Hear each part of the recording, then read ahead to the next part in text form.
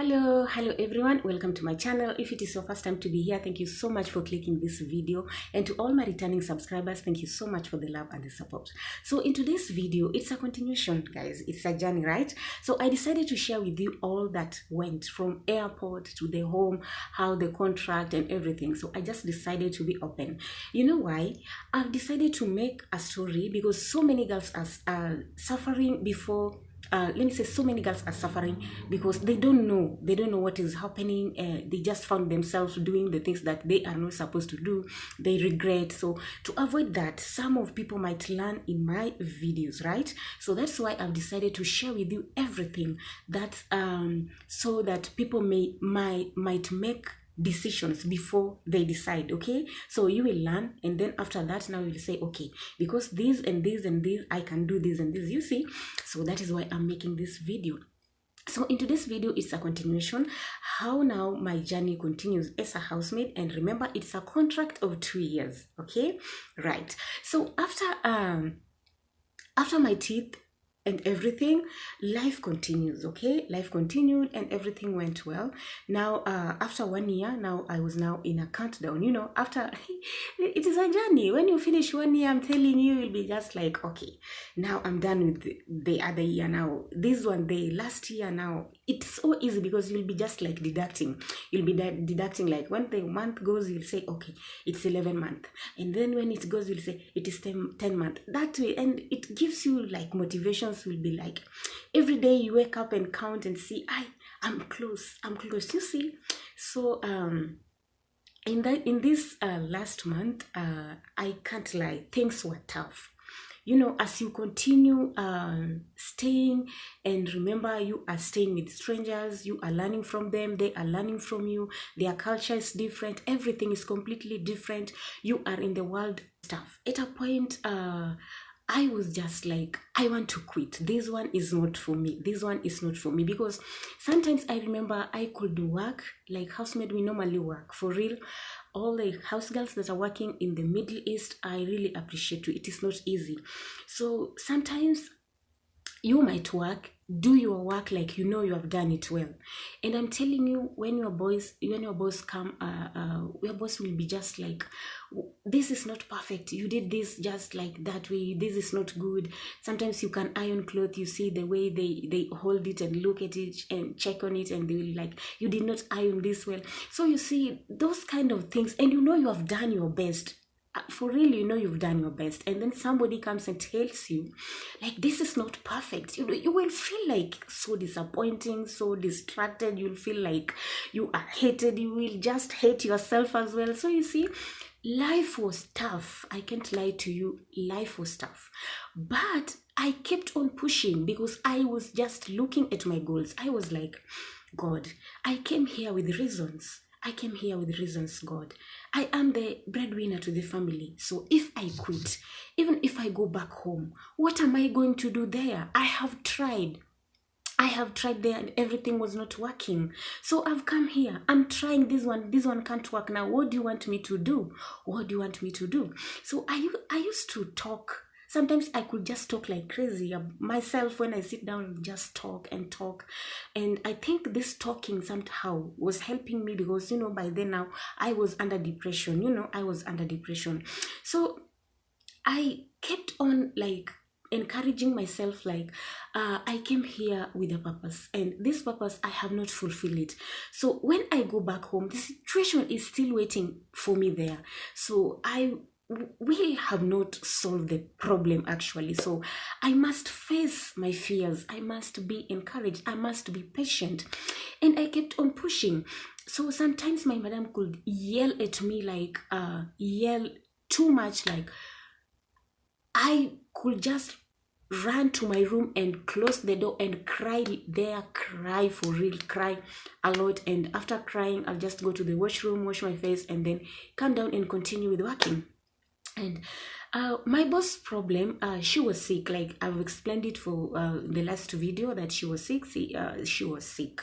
I can't blame her. She was sick, and normally people with diabetic, with high blood pressure, to deal with these people, guys, it is not easy. And I can tell you the truth, like anybody that is planning to come to Saudi Arabia, most of our bosses, most of our madams are sick. If she's not sick, the husband is sick. So you will find out like there are some, I don't know, there are some hard, it is not easy, but you will just cope, you know.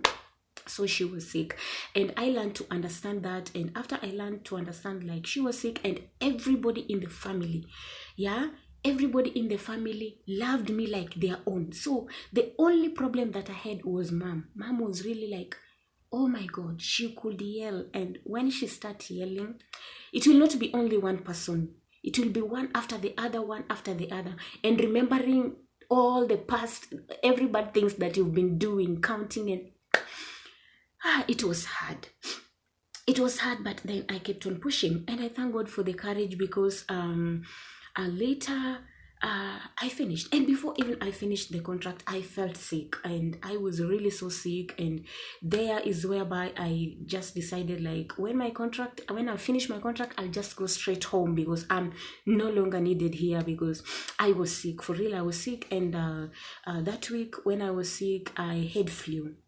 You know, I had flu. I started like sneezing and sneezing, and this sneezing went on, whereby it came like, now to me, I was seeing it like an allergy, because when I sleep, when I wake up in the morning, that after I open my door, I will start sneezing, that fresh air, you know, the new air, I'll start sneezing. When I go to the washroom, I'll sneeze a lot, until even sometimes, let me say, I could even nosebleed.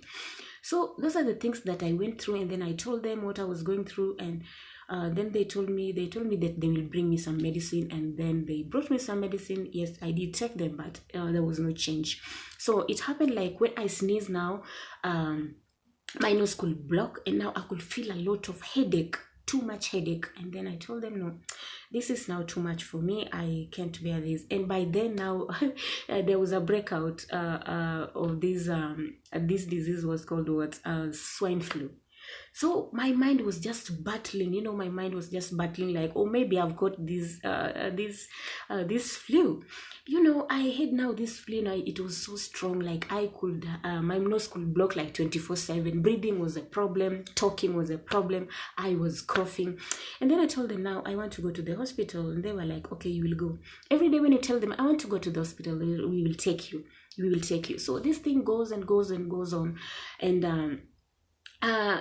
then later, that day, I remember it was now hard for me even to breathe and talk, and then I felt and I collapsed. So they rushed me to the hospital, and then I was treated. I remember that day I spent almost the whole day in the hospital bed, because I could not breathe. So I used, they gave me some machine to breathe, you know.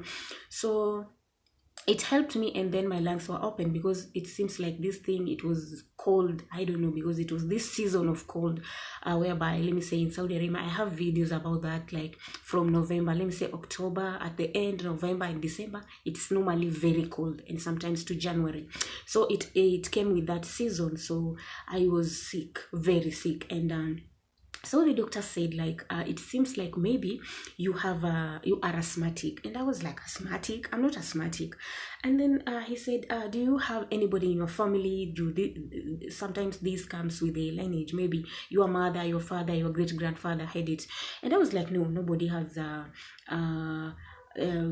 is asthmatic. And then I remember there is my cousin, and my cousin was not born with that problem, with that asthma. Actually, he contracted it when he was in school, when they were playing, and then he contracted it. I think they were playing on the dust, and that is how he got it.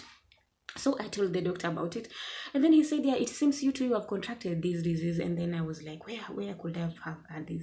And then I said, no, this is not my portion. This is not, I was just speaking to myself, you know, this is not my portion. I can't be asthmatic. And according to that season, and I needed money, and I could not like get sick, because I prayed daily, and thank God for this situation. You know, when you are in Arab country, even if you don't know how to pray, you will learn how to pray.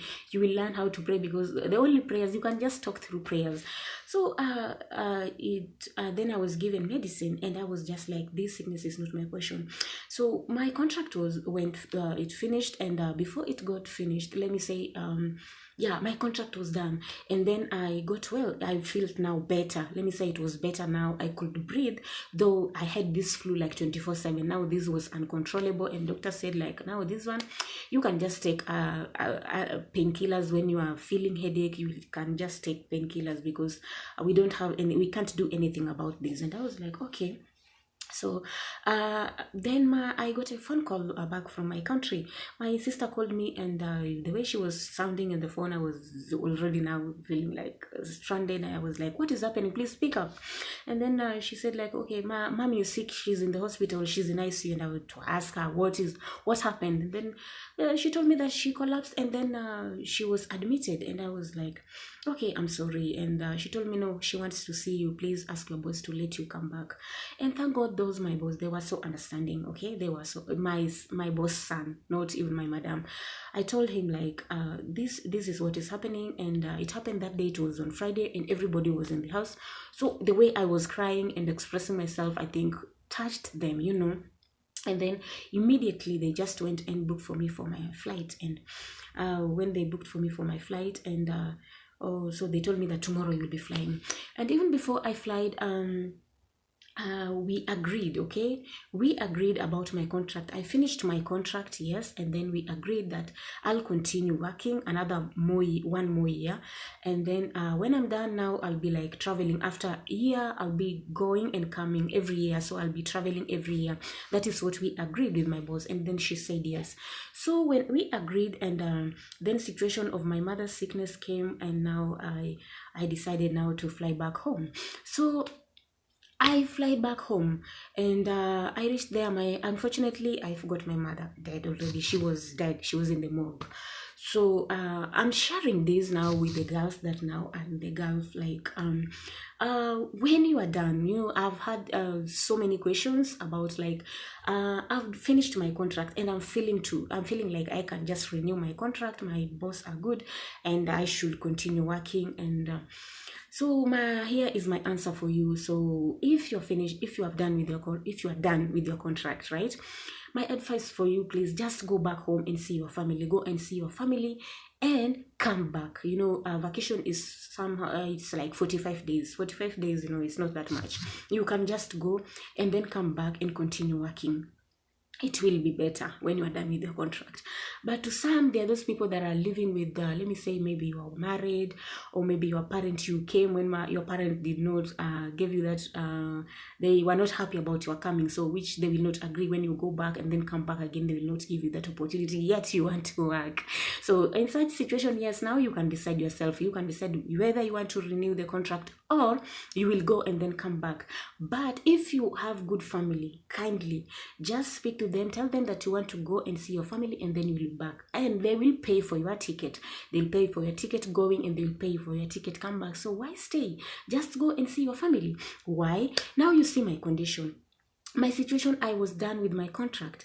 I finished my contract, and then I said, let me just renew my contract. And in this process, by renewing my contract, I just worked for only 3 months. And then the 4th month, my mom died. So you see, so if I could have gone, at least I could have seen my mother at least for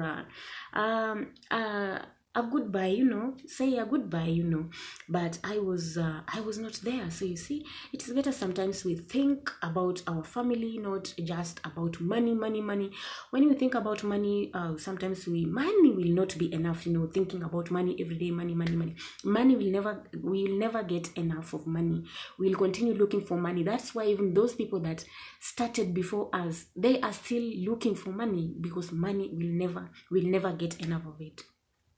So guys, I hope you learned something from this video. So if you like it, please don't forget to give it a thumbs up and share with friends.